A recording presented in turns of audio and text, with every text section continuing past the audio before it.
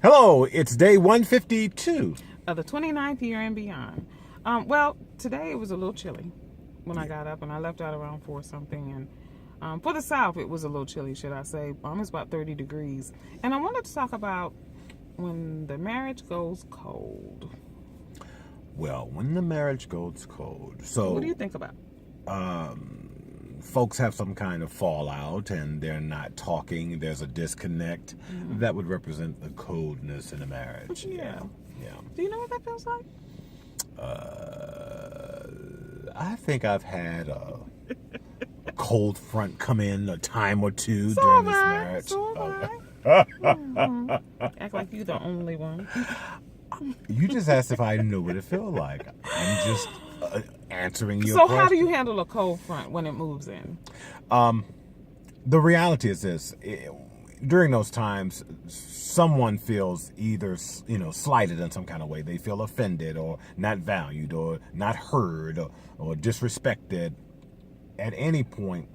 But they fail to communicate. So there's that shutdown and there's that disconnect. That's I believe, the very worst thing to do, because there may be opportunities where that may have been your experience, your reality, but the person whom you are now having an issue with may be totally oblivious that occurred. That is true. I know for me, when I was going through those moments, I really had to rely on my faith. My faith that I made the right decision. That you were indeed the person that God had chosen for me to be with. And that was really one of the strongest, the strongest things that I could fall on. I mean, because you couldn't really talk to anybody else. It was just one of those things that, you started to go through and check off your list. And yeah, so my faith was one of those things that really helped me through those periods. Well, so you got the communication, which is definitely key, because you have to be willing to address whatever the issue, the challenge, the concern is. Right. Your faith, definitely for us, is one of those foundational things. But then I would also say you have to heighten your awareness to the fact about the vows you took for your marriage. Commitment. There is that's right, the commitment to those vows, because the vows express, for better or for worse, richer or for poor, sickness and in health. And they're not just words. It's because that can be the reality of your experience as husband and wife. And so you have to be willing to say, you know what? I've got to press through this. Even though there's this cold that we're experiencing, because there's going to be storms in life, which means there's going to be storms in relationships. Yeah. But getting back to the faith piece, we have to have that assurance that, okay, no matter how gray the skies may be, no matter how much the storms may, really be raging, God has the sun above the clouds. That's and the right. sun will shine again. It will always come back out. But you have to work at it. You have to be intentional. Yeah.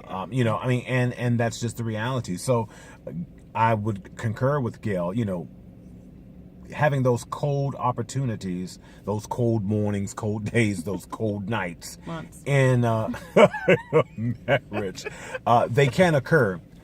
But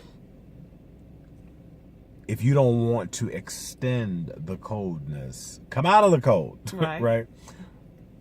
Communicate, definitely communicate, and be willing to address what's going on, and stand firm on your faith that, this was whom God has put together. Let no man tear asunder. Again, that's right. In the vows. That's right. Look at me. And but the commitment to your marriage vows, and we're going to make it through this, and we're going to make it through this with peace and with a healthy marriage, because your story doesn't end like a fairy tale and they live happily ever after just because. You have to make certain that there will be a happily ever after about what you do. That's right. And just like you put work, when you go to work, you work at your job, you put effort into your job. You have to put that kind of effort into your marriage. And when there is a cold front, you have to be willing to put on everything that you need to stay warm. But at the same time, you have to be willing to be ready to shed it, so that you can feel warm again with that person. So you got to work at it. It's not easy. Yes. And so if you want to hear, and they lived happily ever after, come out of the cold. Until tomorrow, if the Lord says the same. Bye.